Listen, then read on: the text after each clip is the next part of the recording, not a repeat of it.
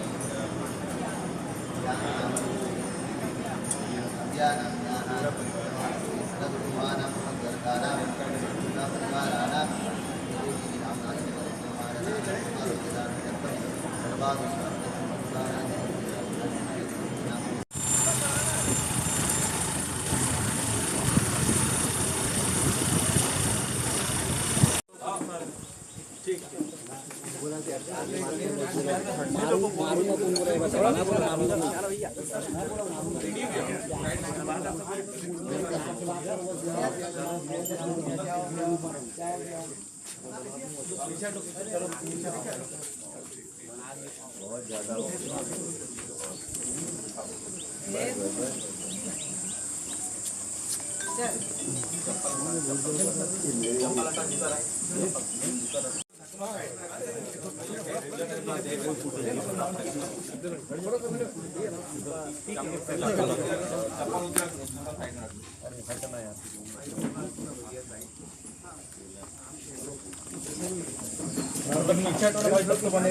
पीछे हो जाओ तो सबको बने।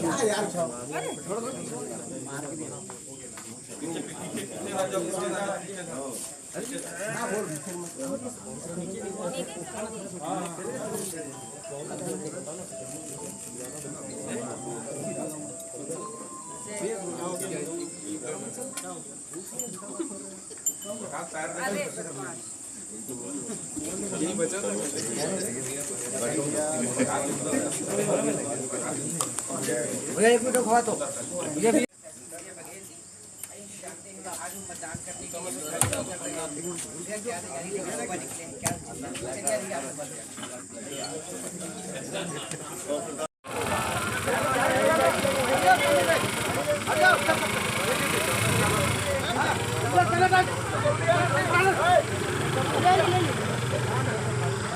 कहाँ भेजूं? दोनों गाड़ी को भेजूं? नहीं मेरा क्या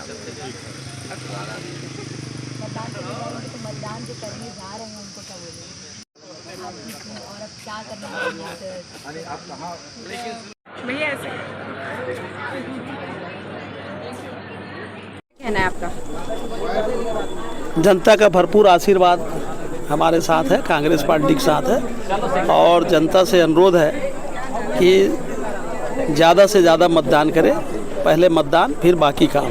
मतदान की व्यवस्थाओं को लेकर के क्या कहना है आपका? बढ़िया चल रहा है सुचारू रूप से और मतदाताओं में बढ़िया रुझान दिख रहा है। बढ़िया लाइन लग के और लंबी लंबी लाइनें हैं और बढ़िया रुझान दिख रहा है।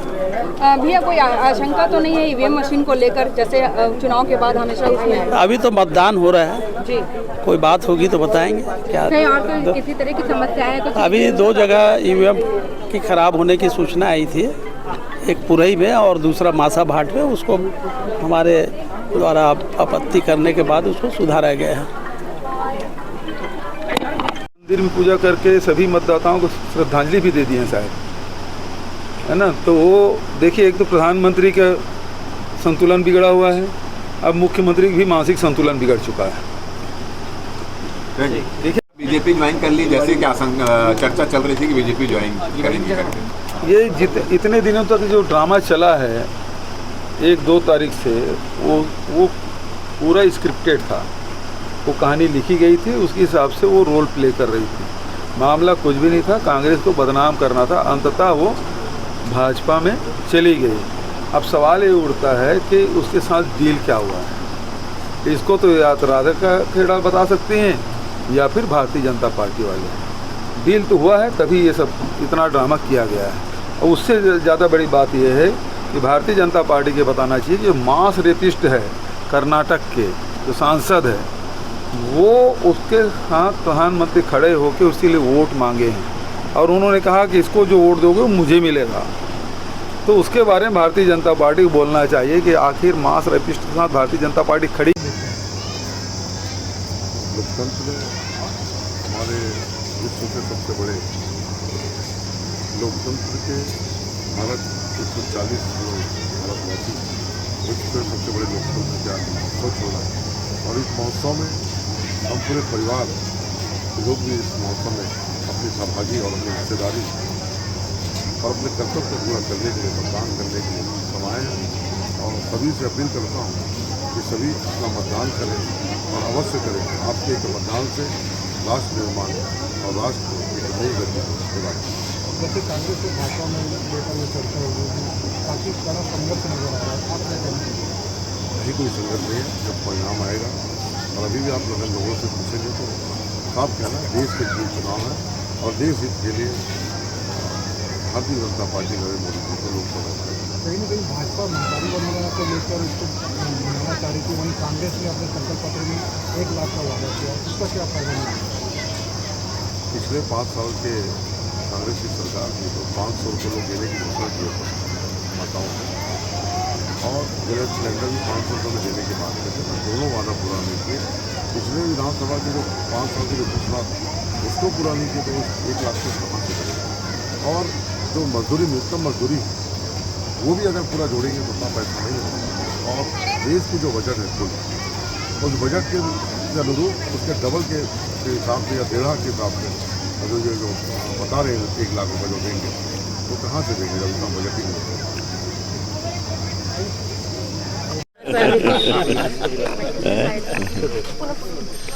तीसरे चरण की वोटिंग हाथ दिया, भगवान ने पूजा करने हैं, क्या मानते हैं कि देखिए, सब ईश्वर की मर्जी है। ईश्वर की मर्जी के बगैर कुछ नहीं होता। और भगवान की पूजा मैं तो रोज़ करता हूँ। गणेश जी के मंदिर में, बालाजी के मंदिर में हमेशा आता हूँ और आज भी आया और इस शुभ कार्य के लिए निकल पड़ा हूँ।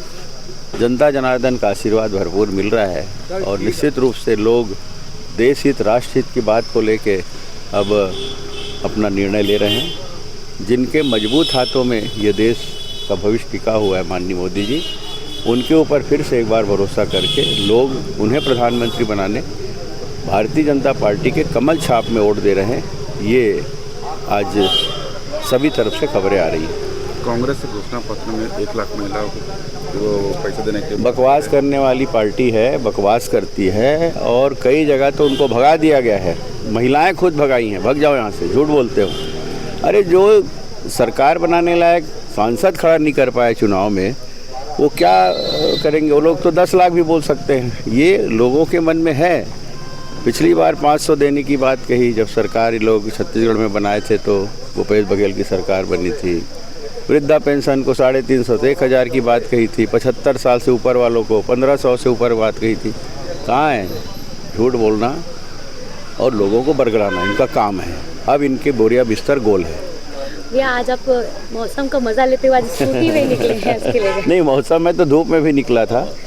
आज तो ईश्वर की कृपा है कि लोग बढ़ चढ़कर मतदान करें, उसके लिए ईश्वर भी आज हमारा साथ दे रही है। मतलब भगवान की मर्जी। देखिए, हमारे यहाँ 7 तारीख को वोटिंग में इतनी सुहाना मौसम, उस सुहाना मौसम में खड़ा होकर लाइन में लग के गप्पे मारते हुए, लोग मुस्कुराते हुए, एक दूसरे को शुभकामनाएं देते हुए मतदान करें, कितना मज़ा आता है।